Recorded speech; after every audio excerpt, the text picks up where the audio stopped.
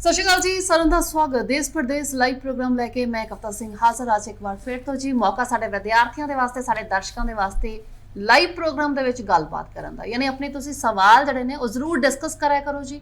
ਤੁਸੀਂ Canada study visa ਨੂੰ ਲੈ ਕੇ ਡਾਊਟਫੁਲ ਹੈਗੇ ਹੋ, ਕੋਈ ਤੁਹਾਡੀ ਕੁਐਰੀ ਹੈਗੀ ਆ ਤਾਂ ਜ਼ਰੂਰ ਕਲੀਅਰ ਕਰ ਲਿਆ ਕਰੋ। ਸੋ ਲਾਈਵ ਤੁਹਾਨੂੰ ਅਸੀਂ ਗੱਲਬਾਤ ਕਰਨ ਦਾ ਮੌਕਾ ਦਿੰਦੇ ਹਾਂ ਤੇ ਪਾਇਨੀਅਰ ਇਮੀਗ੍ਰੇਸ਼ਨ ਤੋਂ doctor Ravi Garg ICCRC member ਸਾਡੇ ਅੱਜ ਦੇ ਸਟੱਡੀ ਵੀਜ਼ਾ ਐਕਸਪਰਟ, ਸਾਡੇ ਅੱਜ ਦੇ ਇਸ ਮੰਚ ਦੇ ਮਹਿਮਾਨ ਜੋ ਤੁਹਾਡੇ ਸਵਾਲਾਂ ਦੇ ਜਵਾਬ ਦੇ ਵਿੱਚ ਹੀ ਤੁਹਾਡੀ ਮਦਦ ਕਰਨਗੇ। ਤੁਸੀਂ ਆਪਣਾ ਜਿਹੜਾ ਸਵਾਲ ਹੈ ਜ਼ਰੂਰ ਡਿਸਕਸ ਕਰਦੇ ਰਹੋ। ਫਿਲਹਾਲ ਪਾਇਨੀਅਰ ਇਮੀਗ੍ਰੇਸ਼ਨ ਤੋਂ ਡਾਕਟਰ ਰਵੀ ਗਰਗ ਸਰ ਜੀ, ਸਤਿ ਸ਼੍ਰੀ ਅਕਾਲ, ਸਵਾਗਤ ਹੈ। ਕਵਿਤਾ ਜੀ, ਸ਼ੋਅ ਤੇ ਸੱਦਾ ਦੇਣ ਲਈ ਬਹੁਤ ਬਹੁਤ ਧੰਨਵਾਦ ਤੇ ਸਾਰੇ ਦਰਸ਼ਕਾਂ ਨੂੰ ਮੇਰੀ ਪਿਆਰ ਭਰੀ ਸਤਿ ਸ਼੍ਰੀ ਅਕਾਲ। ਸੋ ICCRC ਮੈਂਬਰ ਕੈਨੇਡਾ ਗਵਰਨਮੈਂਟ ਤੇ ਐਮਬੈਸੀ ਦੇ ਵੱਲੋਂ ਜੀ ਮਨਜ਼ੂਰਸ਼ੁਦਾ ਇਮੀਗ੍ਰੇਸ਼ਨ ਕੰਸਲਟੈਂਟਸ ਹੁੰਦੇ ਨੇ ਜੋ ਤੁਹਾਨੂੰ ਮਦਦ ਕਰਦੇ ਨੇ ਤੁਹਾਡੀ ਕਾਉਂਸਲਿੰਗ ਦੇ ਵਿੱਚ। ਤੁਹਾਨੂੰ ਕਿੱਦਾਂ ਦਾ ਕੋਰਸ ਲੈਣਾ ਚਾਹੀਦਾ ਹੈ, ਤੁਹਾਨੂੰ ਕਿੱਦਾਂ ਦੇ ਕਾਲਜਸ ਦੇ ਵਿੱਚ ਐਡਮਿਸ਼ਨ ਲੈਣੀ ਚਾਹੀਦੀ ਹੈ, ਤੁਹਾਡਾ ਵੀਜ਼ਾ ਕਿਸ ਤਰ੍ਹਾਂ ਆ ਸਕਦਾ ਹੈ, ਇਹ ਸਾਰੀਆਂ ਗੱਲਾਂ ਜਿਹੜੀਆਂ ਹੈਗੀਆਂ ਨੇ ਤੁਹਾਨੂੰ ਮਦਦ ਕਰਦੀਆਂ ਨੇ ICCRC ਮੈਂਬਰ ਦੇ ਵੱਲੋਂ। ਫਿਲਹਾਲ ICCRC ਦੇ ਵੱਲੋਂ ਬਣਾਈ ਗਈ ਇੱਕ ਵੀਡੀਓ ਵੀ ਅਸੀਂ ਦੇਖ ਲੈਂਦੇ ਹਾਂ ਜੀ, ਥੋੜਾ ਜਿਹਾ ਹੋਰ ਜ਼ਿਆਦਾ ਸਾਡੇ ਸਟੂਡੈਂਟਸ ਨੂੰ ਪਤਾ ਲੱਗੇਗਾ ਕਿ ICCRC ਮੈਂਬਰ ਕਿੱਦਾਂ ਸਾਡੇ ਵਾਸਤੇ ਹੈਲਪਫੁਲ ਹੁੰਦੇ ਨੇ। ਕੈਨੇਡਾ ਵਿੱਚ 7 ਮਿਲੀਅਨ ਤੋਂ ਵੀ ਵੱਧ ਪ੍ਰਵਾਸੀਆਂ ਦਾ ਘਰ ਹੈ ਅਤੇ ਇਹ ਅੰਦਾਜ਼ਾ ਲਗਾਇਆ ਜਾਂਦਾ ਹੈ ਕਿ ਅਗਲੇ 3 ਸਾਲਾਂ ਦੇ ਅੰਦਰ ਅਸੀਂ 1 ਮਿਲੀਅਨ ਤੋਂ ਵੀ ਵੱਧ ਨਵੇਂ ਪ੍ਰਵਾਸੀਆਂ ਦਾ ਸਵਾਗਤ ਕਰਾਂਗੇ। ਕੈਨੇਡਾ ਵਿੱਚ ਰਹਿਣ ਦਾ ਅਰਥ ਹੋ ਸਕਦਾ ਹੈ ਕਿ ਨਵੇਂ ਮੌਕੇ ਜਾਂ ਪਰਿਵਾਰ ਨਾਲ ਦੁਬਾਰਾ ਮਿਲਣਾ। ਇਸ ਦਾ ਮਤਲਬ ਸੁਰੱਖਿਆ ਅਤੇ ਅਤਿਆਚਾਰ ਤੋਂ ਆਜ਼ਾਦੀ ਵੀ ਹੋ ਸਕਦਾ ਹੈ। ਲੱਖਾਂ ਲੋਕਾਂ ਲਈ ਕੈਨੇਡਾ ਵਿੱਚ ਜ਼ਿੰਦਗੀ ਇੱਕ ਬਹੁਤ ਵੱਡੀ ਲੋੜ ਹੈ, ਪਰ ਕੈਨੇਡਾ ਦੀ ਇਮੀਗ੍ਰੇਸ਼ਨ ਪ੍ਰਕਿਰਿਆ ਵਿੱਚੋਂ ਲੰਘਣਾ ਬਹੁਤ ਹੀ ਗੁੰਝਲਦਾਰ ਹੋ ਸਕਦਾ ਹੈ। ਅਕਸਰ ਬਦਲ ਰਹੇ ਕਾਨੂੰਨਾਂ ਅਤੇ ਨਿਯਮਾਂ ਨਾਲ ਇਹ ਇੱਕ ਉਲਝਣ ਭਰੀ ਅਤੇ ਮੁਸ਼ਕਲ ਪ੍ਰਕਿਰਿਆ ਹੋ ਸਕਦੀ ਹੈ। ਇਸ ਲਈ ਬਹੁਤ ਸਾਰੇ ਬਿਨੈਕਾਰ ਕਿਸੇ ਇਮੀਗ੍ਰੇਸ਼ਨ ਸਲਾਹਕਾਰ ਦੀਆਂ ਸੇਵਾਵਾਂ ਦੀ ਵਰਤੋਂ ਕਰਦੇ ਹਨ। ਇਹ ਜਾਣਨਾ ਮਹੱਤਵਪੂਰਨ ਹੈ ਕਿ ਕੈਨੇਡੀਅਨ ਕਾਨੂੰਨ ਦੇ ਅਨੁਸਾਰ ਕਿਸੇ ਇਮੀਗ੍ਰੇਸ਼ਨ ਸਲਾਹਕਾਰ ਨੂੰ ICCRC ਤੋਂ ਲਾਇਸੈਂਸ ਲੈਣ ਦੀ ਲੋੜ ਹੁੰਦੀ ਹੈ, ਨਹੀਂ ਤਾਂ ਕਿਸੇ ਵਿਅਕਤੀ ਨੂੰ ਕਿਸੇ ਕਿਸਮ ਦਾ ਮੁਆਵਜ਼ਾ ਲੈ ਕੇ ਇਮੀਗ੍ਰੇਸ਼ਨ ਬਾਰੇ ਸਲਾਹ ਦੇਣ ਲਈ ਲਾਜ਼ਮੀ ਤੌਰ ਤੇ ਕਿਸੇ ਕੈਨੇਡੀਅਨ ਲਾਅ ਸੁਸਾਇਟੀ ਦਾ ਮੈਂਬਰ ਜਾਂ ਕਿਊਬੈਕ ਨੋਟਰੀ ਹੋਣਾ ਚਾਹੀਦਾ ਹੈ। ICCRC 4600 ਤੋਂ ਵੱਧ ਕੈਨੇਡੀਅਨ ਇਮੀਗ੍ਰੇਸ਼ਨ ਸਲਾਹਕਾਰਾਂ ਨੂੰ ਨਿਯੰਤਰਿਤ ਕਰਦੀ ਹੈ ਅਤੇ ਇਮੀਗ੍ਰੈਂਟ ਬਿਨੈਕਾਰਾਂ ਦੀ ਇਮੀਗ੍ਰੇਸ਼ਨ ਪ੍ਰਕਿਰਿਆ ਵਿੱਚ ਧੋਖਾਧੜੀ, ਗੈਰ ਕਾਨੂੰਨੀ ਅਤੇ ਅਨੈਤਿਕ ਕਾਰਵਾਈਆਂ ਤੋਂ ਉਹਨਾਂ ਦੀ ਰੱਖਿਆ ਕਰਦੀ ਹੈ। ਗੈਰ ਕਾਨੂੰਨੀ ਨੁਮਾਇੰਦਗੀ ਦੇ ਨਤੀਜੇ ਵਜੋਂ $1 ਲੱਖ ਤੱਕ ਦਾ ਜੁਰਮਾਨਾ ਅਤੇ 2 ਸਾਲ ਦੀ ਜੇਲ੍ਹ ਹੋ ਸਕਦੀ ਹੈ ਅਤੇ ਕੋਈ ਅਰਜ਼ੀ ਵਾਪਸ ਕੀਤੀ ਜਾਂ ਨਕਾਰੀ ਜਾ ਸਕਦੀ ਹੈ। ਯਕੀਨੀ ਬਣਾਓ ਕਿ ਤੁਹਾਡੇ ਕੈਨੇਡੀਅਨ ਇਮੀਗ੍ਰੇਸ਼ਨ ਸਲਾਹਕਾਰ ਨੂੰ ICCRC ਦੁਆਰਾ ਲਾਇਸੈਂਸ ਦਿੱਤਾ ਗਿਆ ਹੈ। ਧਿਆਨ ਰੱਖੋ ਕਿ ਇਸ ਖੇਤਰ ਵਿੱਚ ਕਈ ਅਣਅਧਿਕਾਰਿਤ ਨੁਮਾਇੰਦੇ ਕੰਮ ਕਰ ਰਹੇ ਨੇ। ICCRC ਕੈਨੇਡਾ ਵਿੱਚ ਇਮੀਗ੍ਰੇਸ਼ਨ ਲਈ ਅਰਜ਼ੀ ਦੇਣ ਵਾਲਿਆਂ ਦੀ ਰੱਖਿਆ ਕਰਨ ਲਈ ਹੈ। ਇਹ ਪੁਸ਼ਟੀ ਕਰਨ ਲਈ ਕਿ ਤੁਹਾਡਾ ਸਲਾਹਕਾਰ ਲਾਇਸੈਂਸਸ਼ੁਦਾ ਹੈ, ਸਾਡੀ ਵੈਬਸਾਈਟ ਤੇ ਜਾਓ। ਆਪਣੀ ਅਰਜ਼ੀ ਵਿੱਚ ਸਹਾਇਤਾ ਲੈਣ ਲਈ ਕਿਸੇ ਨਿਯੰਤਰਿਤ ਕੈਨੇਡੀਅਨ ਇਮੀਗ੍ਰੇਸ਼ਨ ਸਲਾਹਕਾਰ ਦੀ ਭਾਲ ਕਰੋ।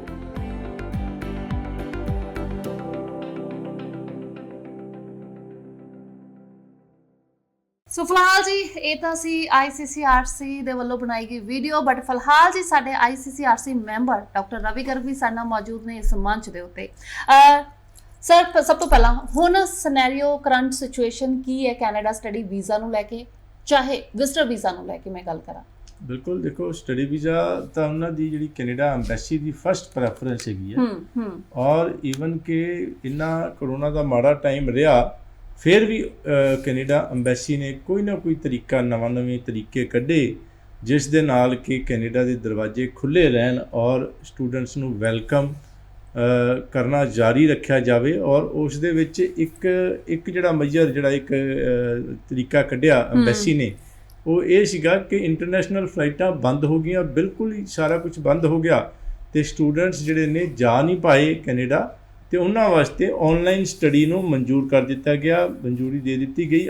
ਉਸ ਤੋਂ ਪਹਿਲਾਂ, ਕਰੋਨਾ ਤੋਂ ਪਹਿਲਾਂ ਕਦੇ ਵੀ ਇਸ ਤਰ੍ਹਾਂ ਦਾ ਨਹੀਂ ਹੋਇਆ ਸੀ। ਸਟੂਡੈਂਟਸ ਨੂੰ ਉੱਥੇ ਜਾ ਕੇ ਕੈਨੇਡਾ ਦੇ ਵਿੱਚ ਇਨ ਕਲਾਸ ਸਟੱਡੀ ਹੀ ਕਰਨੀ ਪੈਂਦੀ ਸੀ ਵਰਕ ਪਰਮਿਟ ਲੈਣ ਵਾਸਤੇ। ਔਨਲਾਈਨ ਡਿਸਟੈਂਸ ਲਰਨਿੰਗ ਜਿਹੜੀ ਹੈਗੀ ਹੈ ਉਹ ਅਪਰੂਵਡ ਨਹੀਂ ਹੁੰਦੀ ਸੀ, ਵਰਕ ਪਰਮਿਟ ਨਹੀਂ ਮਿਲਦਾ ਸੀ।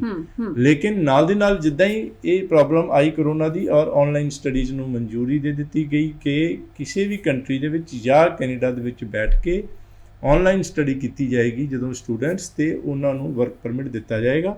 ਪਹਿਲਾਂ 50% ਤੱਕ ਅਲਾਊਡ ਸੀਗੀ ਔਰ ਜਿਸ ਤਰ੍ਹਾਂ ਹੀ ਕੁਛ ਟਾਈਮ ਹੋਰ ਜ਼ਿਆਦਾ ਵਧਿਆ ਜਿਹੜਾ ਕਰੋਨਾ ਦਾ, ਅਤੇ ਇਸ ਵਕਤ 100% ਸਟੱਡੀ ਜਿਹੜੀ ਹੈਗੀ ਹੈ ਉਹ ਬਿਲਕੁਲ ਟੋਟਲ ਸਾਰੀ ਦੀ ਸਾਰੀ ਸਟੱਡੀ, ਈਵਨ ਕਿ 2 ਸਾਲ ਦਾ ਕੋਰਸ ਹੈ ਜਾਂ ਜ਼ਿਆਦਾ ਵੀ ਹੈਗਾ, ਅਤੇ ਸਾਰੀ ਦੀ ਸਾਰੀ ਸਟੱਡੀ ਵੀ ਅਗਰ ਆਨਲਾਈਨ ਕਰ ਲਿੱਤੀ ਜਾਏਗੀ ਜੀ। ਤੇ ਸਟੂਡੈਂਟ ਨੂੰ ਪੋਸਟ ਗ੍ਰੈਜੂਏਟ ਵਰਕ ਪਰਮਿਟ ਮਿਲੇਗਾ। ਠੀਕ ਹੈ। ਦੂਸਰਾ ਇਹ ਸੀ ਕਿ ਕਿਹੜੇ ਸਟੂਡੈਂਟ ਦੀ ਰਿਫਿਊਜ਼ਲ ਹੋਏਗੀ, ਕਿਸ ਨੂੰ ਪੜ੍ਹਨ ਦੀ ਇਜਾਜ਼ਤ ਜਾਂ ਅਪਰੂਵਲ ਹੋਏਗੀ।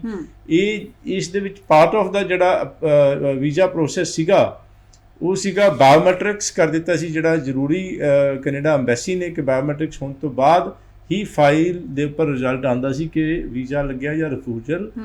ਉਸ ਦੇ ਫਿੰਗਰਪ੍ਰਿੰਟਿੰਗ ਬੰਦ ਇਸ ਕਰਕੇ ਸੀ ਕਿ VFS ਬੰਦ ਸੀਗੀ ਔਰ ਬਾਇਓਮੈਟ੍ਰਿਕਸ ਨਹੀਂ ਹੋ ਰਹੀ ਸੀ ਸਟੂਡੈਂਟਸ ਦੀ।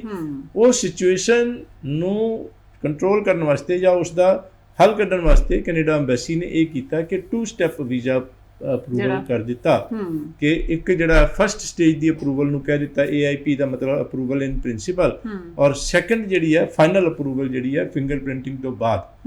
ਸੋ ਇਹ ਕਈ ਈਵਨ ਕਿ ਜਿਹੜਾ AIPs ਹਾਲਾਂਕਿ ਇਹ ਕਿਹਾ ਗਿਆ ਸੀਗਾ ਕਿ ਅਗਰ ਫਿੰਗਰਪ੍ਰਿੰਟਿੰਗ ਦੇ ਵਿੱਚ ਹਾਈ ਲੈਵਲ ਕੋਈ ਜਿਹੜੇ ਕ੍ਰਿਮੀਨਲ ਰਿਕਾਰਡ ਹੋਵੇ ਸਿਰਫ ਤਾਂ ਹੀ ਰਿਫਿਊਜ਼ ਕੀਤਾ ਜਾਏਗਾ, ਲੇਕਿਨ ਬਾਅਦ ਦੇ ਵਿੱਚ AIPs ਦਾ ਜਿਸ ਤਰ੍ਹਾਂ ਪਿਛਲੇ ਸ਼ੋਅ 'ਚ ਵੀ ਗੱਲ ਕੀਤੀ ਸੀ ਕਿ AIPs ਵਾਲਿਆਂ ਨੂੰ ਵੀ ਰਿਫਿਊਜ਼ਲ ਹੋਈ। ਲੇਕਿਨ ਇਹ ਕਿ ਕੈਨੇਡਾ ਗਵਰਨਮੈਂਟ ਨੇ ਬਹੁਤ ਸਾਰੇ ਮੈਜਰਸ ਉਸ ਦੇ ਜਿਹੜੇ ਹੈ ਅਲੱਗ-ਅਲੱਗ ਤਰੀਕੇ ਕੱਢੇ ਕਿ ਕਰੋਨਾ ਦੇ ਜਿਹੜੇ ਦੇ ਟਾਈਮ ਦੇ ਉੱਪਰ। ਔਰ ਇਸ ਵਕਤ ਵੀ ਸਟੂਡੈਂਟਸ ਹੁਣ ਜਦੋਂ ਦਸੰਬਰ ਦੇ ਵਿੱਚ ਬਾਇਓਮੈਟ੍ਰਿਕਸ ਖੁੱਲ੍ਹ ਗਏ ਤੇ ਪਿਛਲਾ ਬੈਕਲੌਗ ਵੀ ਸਾਰਾ ਕਲੀਅਰ ਹੋ ਗਿਆ ਔਰ ਸਾਰੇ ਸਟੂਡੈਂਟਸ ਦੇ 2-ਵੇ ਪ੍ਰੋਸੈਸ। ਔਰ ਦੇਖੋ ਇੱਕ ਬੜੀ ਚੰਗੀ ਗੱਲ ਹੈਗੀ ਹੈ ਕਿ ਰਸ਼ ਨੂੰ ਘਟਾਉਣ ਵਾਸਤੇ ਜਾਂ ਕਰੋਨਾ ਨੂੰ ਕੰਟਰੋਲ ਵਿੱਚ ਕਰਨ ਵਾਸਤੇ ਕੈਨੇਡਾ ਅੰਬੈਸੀ ਨੇ ਇੱਕ ਪ੍ਰੋਸੈਸ ਇਹ ਵੀ ਕੱਢਿਆ ਕਿ ਪਾਸਪੋਰਟ ਸਬਮਿਟ ਬਾਈ ਹੈਂਡ ਨਹੀਂ ਹੋਏਗਾ, 2-ਵੇ ਜਿਹੜਾ ਹੈਗਾ ਕੁਰੀਅਰ ਦੇ ਰਾਹੀਂ। ਮਤਲਬ ਕਿ ਤੁਹਾਨੂੰ ਸਟੂਡੈਂਟ ਨੂੰ ਅਪਰੂਵਲ ਆ ਗਈ, ਪਾਸਪੋਰਟ ਰਿਕੁਐਸਟ ਆ ਗਈ ਕਿ ਠੀਕ ਹੈ ਤੁਸੀਂ ਪਾਸਪੋਰਟ ਜਮ੍ਹਾਂ ਕਰਾਓ ਔਰ ਤੁਹਾਨੂੰ ਵੀਜ਼ਾ ਦੇਵਾਂਗੇ। ਔਰ ਉਸ ਦੇ ਵਿੱਚ ਆਨਲਾਈਨ ਸਿਸਟਮ ਕਰ ਦਿੱਤਾ ਗਿਆ ਕਿ ਪੈਸੇ ਸਟੂਡੈਂਟ ਨੇ ਪੇ ਕੀਤੇ ਔਰ ਪਾਸਪੋਰਟ ਨੂੰ ਬਾਈ ਪੋਸਟ ਭੇਜ ਦਿੱਤਾ, ਵੀਜ਼ਾ ਲਗਵਾ ਕੇ ਔਰ ਕੈਨੇਡਾ ਅੰਬੈਸੀ ਨੇ ਸਟੂਡੈਂਟ ਨੂੰ ਵਾਪਸ ਭੇਜ ਦਿੱਤਾ। ਔਰ ਇਸ ਤਰੀਕੇ ਨਾਲ ਸਾਰਾ ਬੈਕਲੌਗ ਵੀ ਕਲੀਅਰ ਹੋ ਗਿਆ। ਔਰ ਹੁਣ ਜਿਹੜੇ ਇੰਟਰਨੈਸ਼ਨਲ ਫਲਾਈਟਸ ਹਾਲਾਂਕਿ 21 ਅਪ੍ਰੈਲ ਤੱਕ ਬੰਦ ਨੇ, ਲੇਕਿਨ ਸਟੂਡੈਂਟਸ ਜਿਹੜੇ ਨੇ ਐਗਜ਼ੈਂਪਟ ਨੇ ਔਰ ਜਾ ਸਕਦੇ ਨੇ। ਬਹੁਤ ਸਾਰੇ ਸਟੂਡੈਂਟਸ ਆਲਰੇਡੀ ਜਾ ਚੁੱਕੇ ਨੇ ਔਰ ਵਿਦ ਜਿਹੜਾ ਹੈ ਕੰਡੀਸ਼ਨਸ ਐਂਡ ਗਾਈਡਲਾਈਨਸ ਨੂੰ ਫੋਲੋ ਕਰਦੇ ਹੋਏ ਸਾਰੇ ਸਟੂਡੈਂਟਸ ਜਾ ਸਕਦੇ ਨੇ। ਸੋ ਪਾਸਪੋਰਟ ਰਿਕੁਐਸਟ ਸਿਰਫ ਉਹਨਾਂ ਸਟੂਡੈਂਟਸ ਨੂੰ ਆ ਰਹੀ ਹੈ ਜਿਨ੍ਹਾਂ ਨੂੰ ਐਮਬੈਸੀ ਨੇ ਵੀਜ਼ਾ ਗ੍ਰਾਂਟ ਕਰਨਾ ਹੈ? ਬਿਲਕੁਲ, ਡੈਫੀਨੇਟਲੀ ਜੀ। ਸੋ ਸਟੂਡੈਂਟਸ ਇਦਾਂ ਦੇ ਵੀ ਨੇ ਜੀ ਜਿਨ੍ਹਾਂ ਨੇ ਆਪਣੀ ਆਲਮੋਸਟ 1 ਸਮੈਸਟਰ ਕੰਪਲੀਟ ਕਰ ਲਿਆ ਹੈਗਾ ਬਟ ਉਹਨਾਂ ਦੀ ਹਜੇ ਤੱਕ ਵੀਜ਼ਾ ਜਿਹੜੇ ਮਾਫ ਕਰਨਾ ਪਾਸਪੋਰਟ ਰਿਕੁਐਸਟ ਨਹੀਂ ਆਈ। ਸਟੂਡੈਂਟਸ ਇਦਾਂ ਦੇ ਵੀ ਨੇ ਜੀ ਜੋ ਬਾਰ-ਬਾਰ ਡੈਫਰਮੈਂਟ ਦੇ ਉੱਪਰ ਵੀ ਕਿਤੇ ਨਾ ਕਿਤੇ ਉਹਨਾਂ ਨੂੰ ਲੱਗ ਰਿਹਾ ਕਿ ਵੀ ਮੈਨੂੰ ਕਰਾਉਣਾ ਚਾਹੀਦਾ ਜਾਂ ਨਹੀਂ ਕਰਾਈਏ, ਵੀ ਰਿਜ਼ਲਟ ਕੀ ਹੋਏਗਾ, ਕਿੱਦਾਂ ਦਾ ਰਿਸਪੌਂਸ ਉਹਨਾਂ ਨੂੰ ਮਿਲੇਗਾ? ਦੇਖੋ ਕਵਿਤਾ ਜੀ, ਅਗੇਨ ਉਹੀ ਹੈਗਾ ਕਿ ਕਈਆਂ ਦੀ AIP ਤੋਂ ਬਾਅਦ ਜਿਹੜੀ ਰਿਫਿਊਜ਼ਲ ਆਈ ਕਿਸੇ ਕੰਸਲਟੈਂਟ ਤੋਂ ਦਾ ਕਲਾਇੰਟ ਸੀ ਤੇ ਮੇਰੇ ਕੋਲ ਕਿਸੇ ਨੋਨ ਨੇ ਭੇਜਿਆ, ਉਸਨੇ 1 ਸਮੈਸਟਰ ਕਰ ਲਿਆ, ਪੜ੍ਹ ਲਿਆ, ਸੈਕੰਡ ਸਮੈਸਟਰ ਪੜ੍ਹਦੇ ਪਏ ਸੀ, AIP ਆਈ ਹੋਈ ਸੀ ਤੇ ਰਿਫਿਊਜ਼ਲ ਆ ਗਈ। ਔਰ ਕਾਲਜ ਦੀ ਪੋਲਿਸੀ ਇਹ ਸੀ ਕਿ ਉਸ ਵਕਤ ਤੇ ਜਦੋਂ ਉਸ ਡੇਟ ਨੂੰ ਸੈਕੰਡ ਸਮੈਸਟਰ ਦੀ ਉਸ ਡੇਟ ਤੱਕ ਉਹਨਾਂ ਨੇ ਹਾਫ ਜਿਹੜਾ ਫਸਟ ਸਮੈਸਟਰ ਕਰ ਲਿਆ, ਉਸ ਤੋਂ ਬਾਅਦ ਉਹ ਫਸਟ ਸਮੈਸਟਰ ਦੀ ਫੀਸ ਤਾਂ ਖਤਮ ਔਰ ਸੈਕੰਡ ਸਮੈਸਟਰ ਦੀ ਫੀਸ ਵੀ ਜਿਹੜੀ ਹੈਗੀ ਆ ਉਸ ਡੇਟ ਤੋਂ ਬਾਅਦ ਅੱਧੀ ਦੇਣੀ ਸੀਗੀ। ਸੋ ਮਤਲਬ ਇਹ ਕਿ 8 ਲੱਖ ਪੇ ਕੀਤਾ ਸੀ ਤੇ 4 ਲੱਖ ਪਹਿਲੇ ਸਮੈਸਟਰ ਦਾ, 2 ਲੱਖ ਦੂਜੇ ਸਮੈਸਟਰ ਦਾ, 6 ਲੱਖ ਉਸ ਸਟੂਡੈਂਟ ਦਾ ਖਤਮ ਹੋ ਗਿਆ ਜੀ। ਸੋ ਇਸ ਤਰੀਕੇ ਨਾਲ ਜਿਹੜੇ ਅੱਡ-ਅੱਡ ਕਾਲਜਾਂ ਦੇ ਅੱਡ-ਅੱਡ ਰੂਲਸ ਨੇ, ਉਹਨਾਂ ਦੀ ਵੈਬਸਾਈਟ ਤੇ ਰਿਫੰਡ ਪਾਲਿਸੀਜ਼ ਦੇ ਨਾਂ ਤੇ ਜਾਂ ਵਿਡਰਾਲਸ, ਰਿਫੰਡ ਪਾਲਿਸੀਜ਼, ਡੈਫਰਮੈਂਟਸ, ਇਸ ਜਗ੍ਹਾ ਦੇ ਉੱਪਰ ਉਹਨਾਂ ਦੇ ਇਹ ਸਾਰੇ ਰੂਲਸ ਨੇ ਜਿਹੜੇ ਕਿ ਸਟੂਡੈਂਟਸ ਵੀ ਪੜ੍ਹ ਸਕਦੇ ਨੇ, ਕੰਸਲਟੈਂਟ ਵੀ ਪੜ੍ਹ ਸਕਦੇ ਨੇ ਤੇ ਉਸ ਨੂੰ ਫੋਲੋ ਕਰਦੇ ਹੋਏ ਧਿਆਨ ਦੇਣ ਦੀ ਜ਼ਰੂਰਤ ਸੀਗੀ। ਲੇਕਿਨ ਇਹ ਕਿ ਕਈ ਕਾਲਜਿਸ ਸੀਗੇ ਜਿਨ੍ਹਾਂ ਨੇ ਇਹ ਵੀ ਕਿਹਾ ਕਿ ਤੁਸੀਂ ਆਨਲਾਈਨ ਕਲਾਸਿਸ ਸ਼ੁਰੂ ਕਰ ਲਓ, ਈਵਨ ਕਿ ਅਗਰ ਤੁਹਾਡੀ AIP ਨਹੀਂ ਆਈ ਸੀਗੀ, ਤੁਹਾਡੀ ਅਗਰ ਫਾਈਲ ਅੰਬੈਸੀ ਦੇ ਵਿੱਚ ਸਬਮਿਟ ਕਰ ਦਿੱਤੀ ਤੇ ਅੰਬੈਸੀ ਨੇ ਇਹ ਵੀ ਰੂਲ ਕਰ ਦਿੱਤਾ ਕਿ ਤੁਸੀਂ ਜੇ ਸਬਮਿਟ ਕਰ ਦਿੱਤੀ ਹੈ ਫਾਈਲ ਤੇ ਉਸੇ ਦਿਨ ਤੋਂ ਤੁਹਾਡੀ ਆਨਲਾਈਨ ਕਲਾਸਿਸ ਦਾ ਜਿਹੜੇ ਵਿੱਚ ਜਿਹੜਾ ਹੈ ਤੁਹਾਡਾ ਉਹ ਟਾਈਮ ਮੰਨਿਆ ਜਾਏਗਾ ਵਰਕ ਪਰਮਿਟ ਦੇ ਵਾਸਤੇ ਵੈਲਿਡ। ਤੁਹਾਡੀ ਅਪਰੂਵਲ ਆਉਣੀ ਜ਼ਰੂਰੀ ਨਹੀਂ ਹੈ ਜਿਸ ਦਿਨ ਜਿਹੜੇ ਅੰਬੈਸੀ 'ਚ ਫਾਈਲ ਤੁਸੀਂ ਸਬਮਿਟ ਕੀਤੀ। ਔਰ ਕਾਲਜਿਸ ਨੇ ਵੀ ਇਹ ਕਹਿ ਦਿੱਤਾ ਕਿ ਜਦੋਂ ਤੁਸੀਂ ਫਾਈਲ ਸਬਮਿਟ ਕੀਤੀ ਉਸ ਤੋਂ ਬਾਅਦ ਅਪਰੂਵਲ ਦੀ ਜ਼ਰੂਰਤ ਨਹੀਂ। ਕਈ ਕਾਲਜਿਸ ਨੇ ਇਹ ਕਹਿ ਦਿੱਤਾ ਕਿ ਫਾਈਲ ਸਬਮਿਟਡ ਤੇ ਤੁਸੀਂ ਸਾਡੀਆਂ ਆਨਲਾਈਨ ਕਲਾਸਿਸ ਲਾ ਸਕਦੇ ਹੋ, ਔਰ ਜਦੋਂ ਮਰਜ਼ੀ ਤੁਹਾਡੀ ਰਿਫਿਊਜ਼ਲ ਆ ਜਾਏ ਤੁਹਾਡੇ ਪੈਸੇ ਸਾਰੇ ਜਿਹੜੇ ਨੇ ਵਾਪਸ ਕਰ ਦਿੱਤੇ ਜਾਣਗੇ। ਇਹ ਜਿਹੜੇ ਨੇ ਸੇਫ ਕਾਲਜਿਸ ਸੀਗੇ।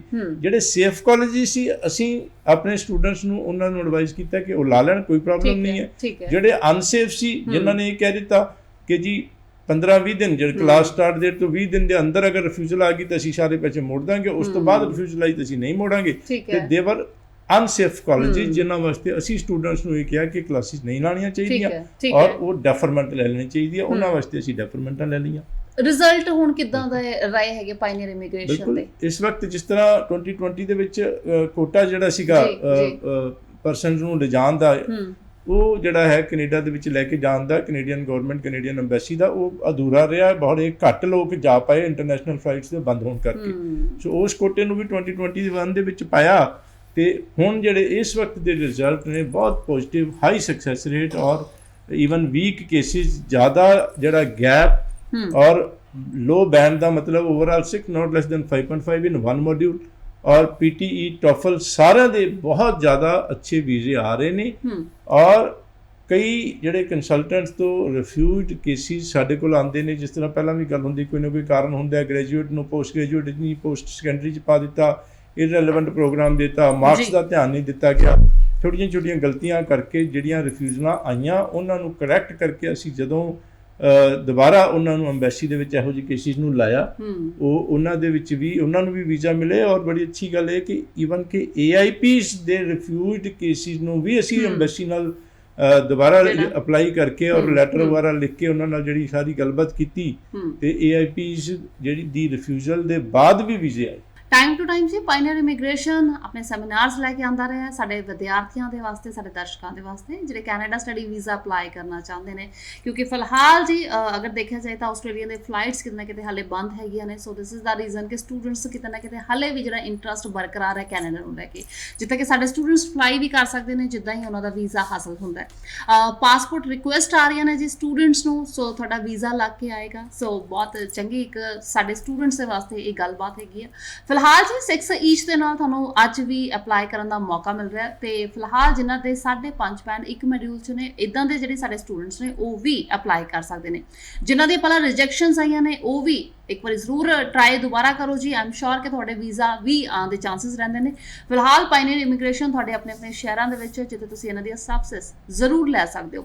ਸੋ ਸਰ ਇੱਕ ਤਾਂ ਹਾਈਬ੍ਰਿਡ ਪ੍ਰੋਗਰਾਮਸ ਕਾਫੀ ਅੱਜ ਕੱਲ੍ਹ ਸੁਣ ਰਹੇ ਹੈਗੇ, ਕੀ ਨੇ ਕਿੰਨਾਂ ਦੇ ਵਾਸਤੇ? ਜਿਸ ਤਰ੍ਹਾਂ ਮੈਂ ਦੱਸਿਆ ਕਿ ਜ਼ਿਆਦਾਤਰ ਜਿਹੜਾ ਹੈ ਤਕਰੀਬਨ 97-96% ਪ੍ਰੋਗਰਾਮ ਸਾਰੇ ਕਾਲਜਿਸ ਯੂਨੀਵਰਸਿਟੀਜ਼ ਨੇ ਕੈਨੇਡਾ ਤੋਂ ਆਨਲਾਈਨ ਕਰ ਦਿੱਤੇ। ਠੀਕ ਹੈ, ਜਿਸ ਦੇ ਵਿੱਚ ਪਰਸਨਲ ਅਪੀਅਰੈਂਸ ਦਾ ਮਤਲਬ ਕਿ ਇਨ ਕਲਾਸ ਸਟੱਡੀ ਦੀ ਲੋੜ ਨਹੀਂ।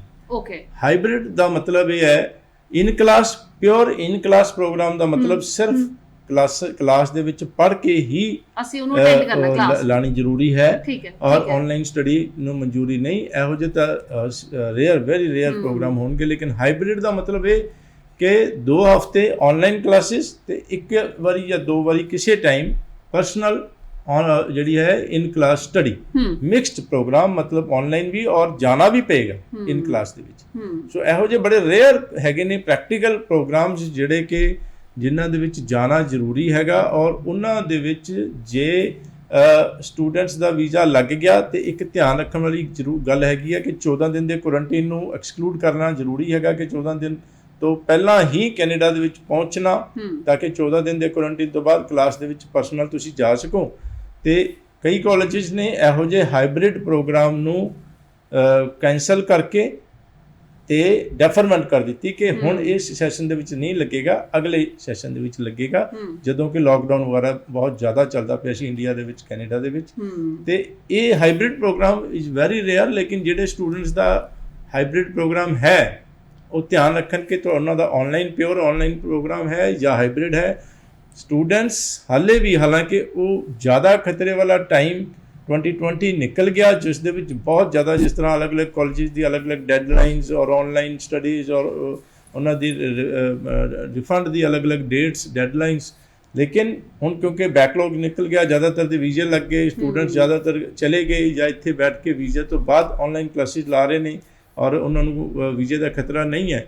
ਲੇਕਿਨ ਫਿਰ ਵੀ ਹੁਣ ਵੀ ਮੇਰੇ ਵੱਲੋਂ ਖਾਸ ਐਡਵਾਈਸ ਸਟੂਡੈਂਟਸ ਨੂੰ ਕਾਲਜ ਦੀ ਵੈਬਸਾਈਟ ਦੇ ਰਿਫੰਡ ਪਾਲਿਸੀ ਦਾ ਧਿਆਨ ਰੱਖਣ ਔਰ ਉਹੀ ਕਿ ਟਰੈਵਲ ਗਾਈਡਲਾਈਨਸ ਦਾ ਧਿਆਨ ਰੱਖਣ ਔਰ ਰਜਿਸਟ੍ਰੇਸ਼ਨ ਕਰਵਾਉਣੀ ਹੁੰਦੀ ਹੈਗੀ ਹੈ ਆਨਲਾਈਨ ਸਟੱਡੀਜ਼ ਤੋਂ ਪਹਿਲਾਂ ਉਹਨਾਂ ਦੀ ਰਜਿਸਟ੍ਰੇਸ਼ਨ। ਔਰ ਖਾਸ ਤੌਰ 'ਤੇ ਕਈ ਕਾਲਜਿਸ ਨੇ ਆਪਣੀ ਐਪਸ ਬਣਾ ਲਈਆਂ ਹੈਗੀਆਂ ਔਰ ਐਪਸ ਦੇ ਥਰੂ ਉਹਨਾਂ ਨੂੰ ਸਟੂਡੈਂਟਸ ਨੂੰ ਮੈਸੇजेस ਆਉਂਦੇ ਨੇ ਔਰ ਈਮੇਲਸ ਜਿਹੜੀ ਅਸੀਂ ਭੇਜਦੇ ਹਾਂ ਕਾਲਜ ਨੂੰ ਰਜਿਸਟਰ ਕਰਦੇ ਹਾਂ ਜਿਨ੍ਹਾਂ ਦੇ ਜਿਹੜੀ ਕਿ ਸਟੂਡੈਂਟ ਦੀ ਪਰਸਨਲ ਈਮੇਲ ਆਈਡੀ ਹੈ ਉਸ ਦੇ ਉੱਪਰ ਕਾਲਜਿਸ ਲੇਟੈਸਟ ਇਨਫੋਰਮੇਸ਼ਨ ਭੇਜਦੇ ਹੈਗੇ ਆ। ਕਈ ਵਾਰੀ ਕੋਈ ਡੇਟਸ ਚੇਂਜ ਹੋ ਜਾਂਦੀਆਂ ਨੇ ਔਰ ਉਹ ਸਾਰੀ ਇਨਫੋਰਮੇਸ਼ਨ ਮਤਲਬ ਚੇਂਜਸ ਇੰਨੇ ਫਰੀਕੁਐਂਟ ਤੇਜ਼ੀ ਨਾਲ ਹੁੰਦੇ ਨੇ ਕਿ ਸਟੂਡੈਂਟਸ ਨੂੰ ਬਹੁਤ ਅਲਰਟ ਹੋਣ ਦੀ ਜ਼ਰੂਰਤ ਹੈ, ਧਿਆਨ ਰੱਖਣ ਦੀ ਜ਼ਰੂਰਤ ਹੈ। ਕਿਤੇ ਵੀ ਲਾਪਰਵਾਹੀ ਹੋਈ ਔਰ ਇੱਕ ਮੈਨੂੰ ਯਾਦ ਹੈ ਪਿਛਲੇ ਇਨਟੇਕ ਦੇ ਵਿੱਚ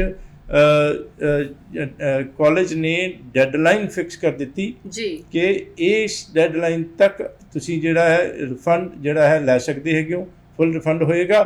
ਔਰ ਬਾਅਦ ਦੇ ਵਿੱਚ ਕਾਲਜ ਨੇ ਉਸ ਐਪ ਤੇ ਅਪਡੇਟ ਕਰ ਦਿੱਤੀ ਰਿਫੰਡ ਪਾਲਿਸੀ ਔਰ ਸਾਨੂੰ ਐਜ਼ ਕੰਸਲਟੈਂਟ ਨਹੀਂ ਭੇਜੀ ਕਿਸੇ ਨੂੰ ਵੀ। ਅੱਛਾ। ਔਰ ਸਟੂਡੈਂਟ ਕੋਲੇ ਚਲੀ ਗਈ, ਸਟੂਡੈਂਟ ਨੇ ਉਸ ਨੂੰ ਚੈੱਕ ਨਹੀਂ ਕੀਤਾ ਔਰ ਡੇਟ ਲੰਘ ਗਈ ਔਰ ਉਸ ਚੀਜ਼ ਦੀ ਬੜੀ ਤਕਲੀਫ ਆਈ ਔਰ ਉਸ ਦਾ ਬਾਅਦ ਦੇ ਵਿੱਚ ਰਿਫਿਊਜ਼ ਹੋ ਗਿਆ। ਕਾਲਜ ਨੇ ਰਿਫੰਡ ਦੇਣ ਤੋਂ ਮਨਾ ਕਰ ਦਿੱਤਾ।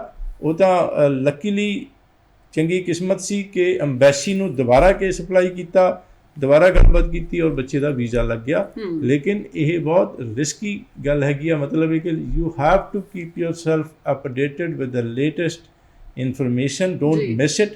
ਸਾਰੀਆਂ ਚੀਜ਼ਾਂ ਦਾ ਅਲਰਟ। ਆਮ ਤੌਰ 'ਤੇ ਬੱਚੇ ਹੁੰਦੇ ਮੌਜ ਮਸਤੀ ਦੇ ਵਿੱਚ, ਖਾਸ ਤੌਰ 'ਤੇ ਵੀਜ਼ਾ ਲੱਗਣ ਤੋਂ ਬਾਅਦ ਬੇਧਿਆਨੀ ਲਾਪਰਵਾਹੀ ਉਹ ਬਿਲਕੁਲ ਨਹੀਂ ਹੋਣੀ ਚਾਹੀਦੀ। ਬੀ ਵੈਰੀ ਵੈਰੀ ਕੇਅਰਫੁਲ ਜੀ। ਸੋ ICCRC member doctor Ravi Garg ਜੀ ਸਾਡੇ ਅੱਜ ਦੇ ਸਟੱਡੀ ਵੀਜ਼ਾ ਐਕਸਪਰਟ। ਸਟੂਡੈਂਟ ਜੀ ਅਪਲਾਈ ਕਰਕੇ ਆਪਣਾ ਵੀਜ਼ਾ ਹਾਸਲ ਕਰ ਸਕਦੇ ਨੇ। ਤੁਸੀਂ ਆਨਲਾਈਨ ਕਲਾਸਿਸ ਲਗਾ ਰਹੇ ਹੋ, ਆਪਣਾ ਨੈਕਸਟ ਪ੍ਰੋਸੈਸ ਜ਼ਰੂਰ ਸਮਝ ਸਕਦੇ ਹੋ ਜੀ। ਸਟੂਡੈਂਟਸ ਜਿਹੜਾ ਨੇ ਹੁਣ ਅਪਲਾਈ ਕਰਨਾ ਹੈ ਉਹਨਾਂ ਸਟੂਡੈਂਟਸ ਵਾਸਤੇ ਇੱਕ ਵਾਰੀ ਇਨਟੇਕ ਜ਼ਰੂਰ ਡਿਸਕਸ ਕਰ ਸਕਦੇ ਹਾਂ। ਕਿਹੜਾ ਇਨਟੇਕ ਅਵੇਲੇਬਲ ਹੈ? ਕਵਿਤਾ ਜੀ ਹੁਣ ਜਿਹੜਾ ਹੈ ਸਤੰਬਰ ਇਨਟੇਕ ਦੇ ਵਿੱਚ ਅਪਲਾਈ ਹੋਏਗਾ, ਲੇਕਿਨ 80% ਦੇ ਕਰੀਬ ਸਤੰਬਰ ਦੇ ਪ੍ਰੋਗਰਾਮਸ ਫੁੱਲ ਹੋ ਗਏ ਨੇ। ਅਗਰ ਤੁਹਾਡੇ ਮਤਲਬ ਦੇ ਪ੍ਰੋਗਰਾਮ ਰੈਲੇਵੈਂਟ ਹੋਏ, ਜਿਹੜਾ ਕਿ ਵਧੀਆ ਹੋਵੇ, ਜਾਂ ਤੁਸੀਂ ਫਰੈਂਡ ਰਿਲੇਟਿਵ ਕੋਲ ਜਾਣਾ ਜਾਂ PR ਪਰਪਸ ਵਾਸਤੇ ਜਾਣਾ, ਅਗਰ ਨਹੀਂ ਅਵੇਲੇਬਲ ਤੇ ਮੈਂ ਇਹ ਸਮਝਦਾ ਕਿ ਹਰ ਸਾਲ ਬਾਅਦ ਨਹੀਂ ਇਨਟੇਕ, ਜਸਟ 4 ਮੰਥਸ ਦੀ ਗੱਲ ਹੈਗੀ ਆ, 4 ਮੰਥਸ ਦੀ। ਤੁਸੀਂ ਨੈਕਸਟ ਜਨਵਰੀ 2022 ਦੇ ਵਿੱਚ ਵੀ ਅਪਲਾਈ ਕਰਨੀ 'ਚ ਹੈਜੀਟੇਟ ਨਾ ਕਰੋ। ਕੰਪਨੀ ਜਿਹੜੀ ਪਾਇਨੀਅਰ ਇਮੀਗ੍ਰੇਸ਼ਨ ਨੇ ਆਪਣੀ ਸਾਰੀਆਂ ਫੀਸਾਂ ਖਤਮ ਕਰ ਦਿੱਤੀਆਂ। ਤੁਹਾਡੇ ਕੋਲੋਂ ਕੋਈ ਫੀਸ ਨਹੀਂ ਲਿੱਤੀ ਜਾਂਦੀ ਐਕਸੈਪਟ ਕਿ ਰਿਫਿਊਜ਼ਡ ਕੇਸਿਸ ਵਿੱਚ ਬਹੁਤ ਕੇਅਰ ਦੀ ਜ਼ਰੂਰਤ ਹੁੰਦੀ ਹੈ। ਸਪੈਸ਼ਲੀ ਮੇਰੀ ਕੇਅਰ ਦੀ ਜ਼ਰੂਰਤ ਕਰਕੇ ਥੋੜ੍ਹੀ ਜਿਹੀ ਫੀਸ ਹੁੰਦੀ ਹੈ। ਵੈਲਕਮ। ਔਰ ਹਰ ਟਿਊਜ਼ਡੇ ਨੂੰ ਮੈਂ ਫਿਲਹਾਲ ਪਲਾਨ ਕੀਤਾ ਹੈ ਆਪਣੇ ਚੰਡੀਗੜ੍ਹ ਆਫਿਸ ਮਿਲਣ ਦਾ, ਫੇਸ ਟੂ ਫੇਸ ਸਟੂਡੈਂਟਸ ਦੇ ਨਾਲ ਔਰ ਪੇਰੈਂਟਸ ਨਾਲ। ਲੇਕਿਨ ਇੱਕ ਵਾਰੀ ਆਉਣ ਤੋਂ ਪਹਿਲਾਂ ਜ਼ਰੂਰ ਤੁਸੀਂ ਸਾਡੇ ਆਫਿਸਿਸ ਦੇ ਵਿੱਚ ਕਨਫਰਮ ਕਰਕੇ ਅਪਾਇੰਟਮੈਂਟ ਫਿਕਸ ਕਰ ਲਓ। ਔਰ ਬਾਕੀ ਆਫਿਸਿਸ ਦੇ ਵਿੱਚ ਮੈਂ ਨਹੀਂ ਵੀ ਹੈਗਾ ਤੇ ਕਾਉਂਸਲਰਸ ਮੈਨੇਜਰਸ ਨਾਲ ਗੱਲ ਕਰਕੇ, ਮੇਰੀ ਡਾਇਰੈਕਟ ਟ੍ਰੇਨਿੰਗ ਕਰਕੇ ਤੁਸੀਂ ਉਹਨਾਂ ਨਾਲ ਗੱਲਬਾਤ ਕਰਕੇ ਸਾਡੀ ਸਰਵਿਸਿਜ਼ ਹਾਇਰ ਕਰ ਸਕਦੇ ਹੋ। ਹਰ ਫਾਈਲ 'ਤੇ ਮੇਰੀ ਨਿਗਾਹ ਦਾ ਵਾਅਦਾ ਹੁੰਦਾ ਹੈਗਾ। ਔਰ ਕੋਈ ਕੰਪਲਿਕੇਟਡ ਜਾਂ ਇਸ ਤਰ੍ਹਾਂ ਦਾ ਕੇਸ ਹੋਏ ਤੇ ਫੇਸ ਟੂ ਫੇਸ ਸਕਾਈਪ ਜਾਂ WhatsApp 'ਤੇ ਫੇਸ ਟੂ ਫੇਸ ਜਿਹੜੀ ਹੈ ਮੇਰੀ ਮੀਟਿੰਗ ਹੋ ਸਕਦੀ ਹੈ। ਵੈਲਕਮ। ਔਰ 100% ਜਿਸ ਤਰ੍ਹਾਂ ਪਹਿਲਾਂ ਕਹਿੰਦੇ 2003 ਤੋਂ ਕੰਪਨੀ ਜਿਹੜੀ ਹੈ ਤੁਹਾਡੇ ਕੋਲ 100% ਓਨੈਸਟੀ, ਟਰਾਂਸਪੇਰੈਂਸੀ, ਐਕਸਪਰਟੀਜ਼ ਤੇ ਪਰਸਨਲ ਕੇਅਰ ਦਾ ਰੱਬ ਨੂੰ ਹਾਜ਼ਰ ਨਾਜ਼ਰ ਮੰਨ ਕੇ ਤੁਹਾਡੇ ਨਾਲ ਵਾਅਦਾ ਜੀ। ਜੀ ਸੋ ਫਿਲਹਾਲ ਜੀ ਅੱਜ ਦੇ ਸ਼ੋਅ ਦੇ ਵਿੱਚ ਇੰਨਾ ਹੀ। ਆਈ ਐਮ ਸ਼ੋਰ ਕਿ ਜਿਹੜੇ ਸਾਡੇ ਵਿਦਿਆਰਥੀ ਜੀ ਜਿਨ੍ਹਾਂ ਨੇ ਕੈਨੇਡਾ ਜਾਣਾ ਹੁੰਦਾ ਉਹ ਪੂਰੀ ਮਿਹਨਤ ਦੇ ਨਾਲ ਆਪਣਾ ਜਿਹੜਾ ਹੈਗਾ ਜ਼ਰੂਰ ਚੰਗੇ ਮਾਰਕਸ ਲੈ ਕੇ ਆਇਆ ਕਰੋ, ਸਕੋਰ ਕਰਿਆ ਕਰੋ, ਤਾਂ ਕਿ ਤੁਸੀਂ ਆਪਣਾ ਵੀਜ਼ਾ ਜਿਹੜਾ ਹੈਗਾ ਉਹਦੇ ਚਾਂਸਸ ਬ੍ਰਾਈਟ ਹੋਣ ਤੇ ਆਪਣਾ ਕੈਨੇਡਾ ਜਾਣ ਦਾ ਸੁਪਨਾ ਪੂਰਾ ਕਰ ਸਕੋ। ਤੁਸੀਂ ਕਿਸੇ ਹੋਰ ਕੰਟਰੀ ਨੂੰ ਲੈ ਕੇ ਕੋਈ ਸਵਾਲ ਹੈ ਜੀ ਤਾਂ ਵੀ ਡਿਸਕਸ ਕਰ ਸਕਦੇ ਹੋ। ਨੰਬਰਾਂ ਤੋਂ ਕਾਲ ਕਰਦੇ ਰਿਹਾ ਕਰੋ ਜੀ। ਤੁਸੀਂ ਪਾਇਨੀਅਰ ਇਮੀਗ੍ਰੇਸ਼ਨ ਦੀਆਂ ਸਰਵਿਸਿਜ਼ ਵੀ ਲੈ ਸਕਦੇ ਹੋ। ਤੁਹਾਡੇ ਆਪਣੇ ਆਪਣੇ ਸ਼ਹਿਰਾਂ ਦੇ ਵਿੱਚ ਪਾਇਨੀਅਰ ਇਮੀਗ੍ਰੇਸ਼ਨ ਹਾਜ਼ਰ ਨੇ ਆਪਣੀਆਂ ਸਟੱਡੀ ਵੀਜ਼ਾ ਦੀਆਂ ਸਰਵਿਸਿਜ਼ ਨੂੰ ਲੈ ਕੇ। ਫਿਲਹਾਲ ਜੀ ICCRC member doctor Ravi Garg ਜਿਨ੍ਹਾਂ ਨੇ ਸਾਡੇ ਅੱਜ ਦੇ ਸਵਾਲਾਂ ਦੇ ਜਵਾਬ ਦੇ ਵਿੱਚ ਸਾਡੀ ਮਦਦ ਕੀਤੀ ਹੈ। ਸਰ ਜੀ ਬਹੁਤ ਬਹੁਤ ਸ਼ੁਕਰੀਆ, ਧੰਨਵਾਦ। ਬਹੁਤ ਬਹੁਤ ਧੰਨਵਾਦ ਸਾਰਿਆਂ ਨੂੰ। ਸਤਿ ਸ਼੍ਰੀ ਅਕਾਲ।